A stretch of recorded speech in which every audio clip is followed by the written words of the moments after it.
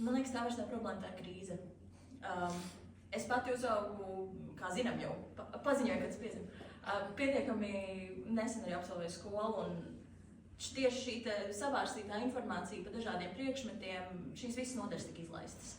Manas klases lielākā laime bija ZZ čempionātā laimēt 3 papardziedu nodarbības, pēc kurām 4 mani klases biedri kopā salādējās mašīnā un aizbrauca uz tuvāko testa centru, lai pārbaudītu, vai viņiem nav HIV.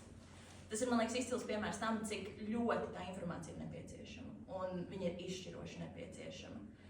Un, diemžēl, ir partijas, kas nepalīdz, izplatot savu dezinformāciju, savus narratīvus. Man liekas, tas arī piepilda to informatīvo telpu ar meliem.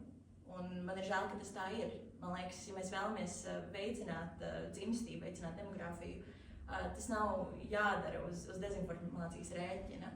Un es tiešām vēlos, lai visas sievietes justos droši, visi cilvēki justies droši, vienalga, vai tas ir skolā, vai tas ir sabiedriskajā transportā, vai tas ir vienkārši uz ielas.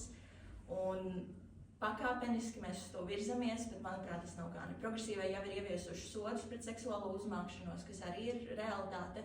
Vakarā es, man liekas, rakstīju, ka Rīgas jauniešu un sporta centrā Daugmale, ja pareizi atceros, tika ziņots vadībai par gadījumu, kur bija seksuālā uzmākšanās, kur treneris pret jaunieti bija izvērsts seksuālu uzmākšanos. Un tas nav ok.